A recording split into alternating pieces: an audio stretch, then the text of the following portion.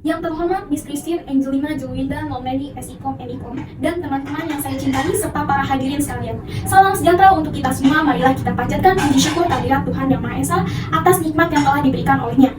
Perkenalkan, nama saya Jessica Amanda Putri. Di sini saya sebagai coach bisnis akan menjelaskan beberapa hal mengenai strategi perusahaan untuk meningkatkan profit.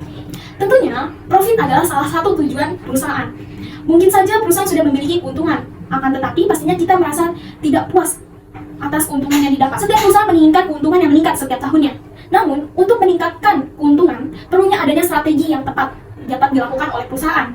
Karena kadang hal kecil bisa merembet ke profit kita. Contoh, misalnya kita punya pelanggan, tapi kenapa ya pelanggan kita cuma beli satu produk kita, terus besoknya mereka nggak datang lagi ke kita. Terkadang realitanya, perusahaan kecil maupun perusahaan besar, fokusnya hanya mencari pelanggan baru yang banyak, tapi pelanggan yang lama dilupakan, begitu saja. Padahal perusahaan harus balance. Perusahaan juga harus memperhatikan pelanggan yang lama, agar mereka tetap stay di kita, terus mereka juga beli produk ke kita lagi. Caranya gimana? Nah, kita harus lihat nih helikopter view kita nih. Apakah setiap departemennya sudah oke? Apa performanya udah oke? Apakah sistem prosedur perusahaannya sudah dilakukan dengan tepat? Terkadang kita juga perlu nih mengingatkan pada setiap karyawan untuk meningkatkan nilai dari setiap customer. Kalau misalnya kita beli barang, terus dilayaninya sama orang yang jutek, kadang kita juga males dong. Pastinya kita merasa males beli di sana. Pelayanannya jutek, mending beli di toko sebelah. Pelayanannya bagus, walaupun mahal dikit sih. Pasti kan pelanggan juga berpikir seperti itu. Dengan melakukan pelayanan yang baik kepada customer, dapat membuat customer merasa nyaman. Dan hal ini dapat membuat customer terus belanja produk di kita.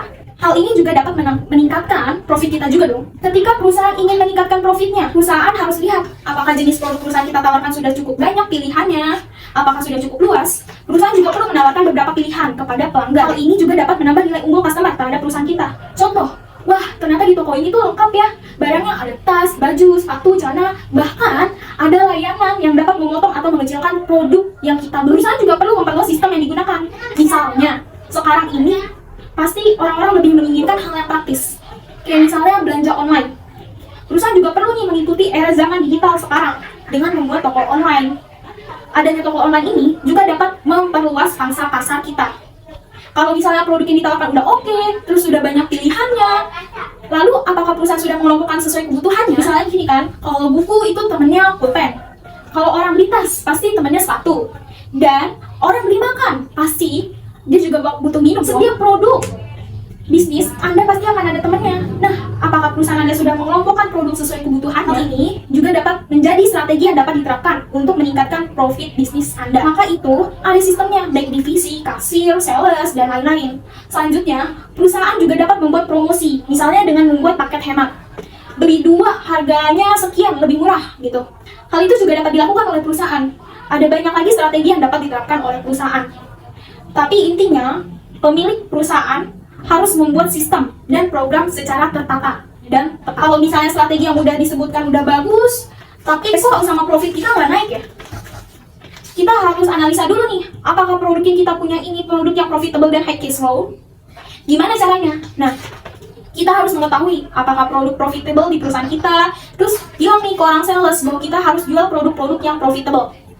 Contoh, kalau misalnya kita pergi ke restoran, pasti kadang kita suka nanya, di sini menu spesialnya apa mas? Apa mbak?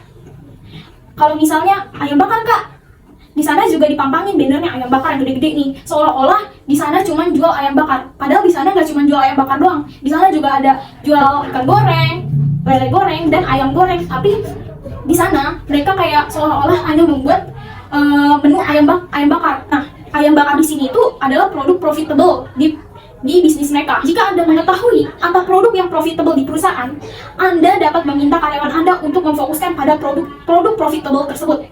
Tapi kalau misalnya Anda aja nggak tahu nih apa produk profitable di perusahaan Anda, terus ngasal jualnya random, udah disusun strategi yang bagus, tapi kok profit nggak naik-naik. Di sini kita juga harus kompeten dan fokus dalam menjalankan strategi yang sudah dibuat sebelumnya. Kalau membuka perusahaan apapun, juga kita harus memperhatikan cash flow. Kalau bisa yang ningkatin cash flow kita itu adalah produk yang high quality dan high quality cash flow, kayak yang produk profitable tadi. Dengan beberapa strategi perusahaan yang sudah saya jelaskan tadi, saya harap teman-teman semua dapat menjalankan strateginya dengan kompeten agar mendapatkan keuntungan yang diharapkan. Demikian kiranya yang bisa saya sampaikan. Kurang lebihnya saya mohon maaf jika terdapat kata-kata yang saya terucap. Atas perhatiannya, terima kasih.